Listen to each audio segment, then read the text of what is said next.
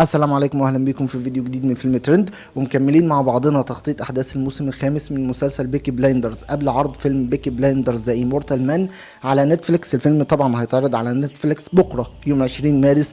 وفي احداث السيزون ده لازم نعرف انه مختلف تماما عن اللي قبله، لان العدو المره دي مش عصابه ومش مافيا، العدو المره دي هي السياسه ذات نفسها.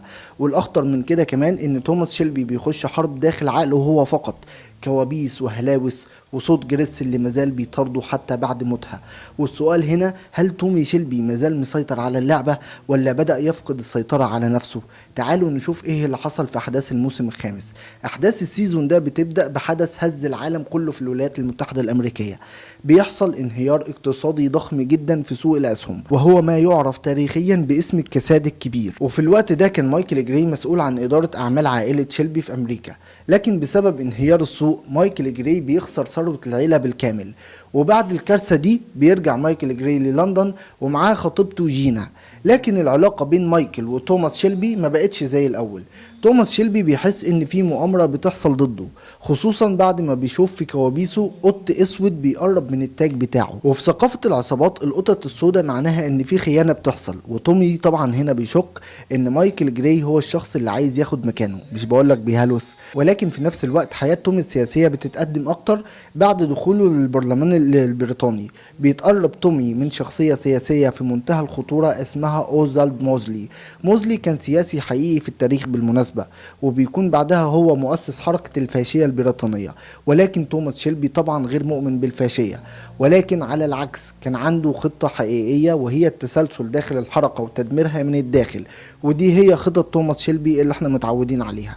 وكانت اخته ادا شيلبي بتوصف توماس بانه اول مرة في حياته يكون مؤمن بمبدأ معين. ولكن طبعا اللعبة السياسية بتكون أكبر بكتير من حرب العصابات دي، لأن موزلي بيزداد قوة يوم بعد يوم هو كمان، ويبدأ يجذب الآلاف من المؤيدين ليه. الموضوع مش هزار يعني. وهنا بيقرر تومي إنه ياخد أخطر قرار في حياته، وهو وضع خطة لاغتيال أوزولد موزلي يوم الخطاب الجماهيري. وخطته كانت في منتهى الدقة، قناص، توقيت محدد، وكل شيء محسوب بدقة. ولكن اللي ما كانش يعرفه توماس شيلبي هنا ان واحد من عصابته نفسها، عصابة البيكي بلايندرز، وهو بيلي جريد، اتكلم عن خطة تومي قدام الانسان الغلط، وبسبب التسريب ده بيتم قتل القناص قبل تنفيذ عملية الاغتيال.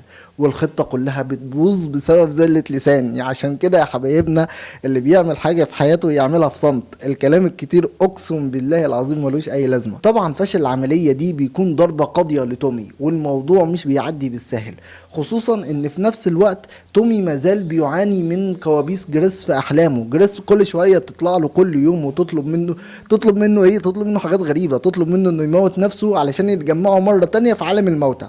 فطبعا الضغط النفسي ده بيتراكم عليه بشكل مش طبيعي ما حصلش معاه قبل كده. فشل سياسي وشكوك داخل العيلة وأشباح من الماضي مش راضية تسيبه في حاله. وفي نهاية الموسم بنشوف توماس شيلبي في لحظة انهيار كامل، بيقف لوحده في مكان ما ومعاه مسدس، وهو طبعا في حالة مزرية من الصراخ والانفعال، بيحاول انه ينتحر. وهنا بتنتهي أحداث الموسم الخامس من مسلسل بيكي بلايندرز، علشان يسيبنا قدام سؤال مرعب: هل تومي هيقتل نفسه فعلا، ولا الحرب الحقيقية أصلا لسه ما بدأتش؟ ده بكل تأكيد اللي هنعرفه في أحداث الموسم السادس والأخير من مسلسل بيكي بلايندرز. فكونوا متأكدين إنكم مشتركين في القناة علشان يوصل لكم كل جديد. وهنا بكون وصلت لنهاية الفيديو النهاردة، فلو عجبكم الفيديو ده ما تنسوش تعملوا لايك وشير وسبسكرايب، واشوفكم في فيديو جديد. سلام.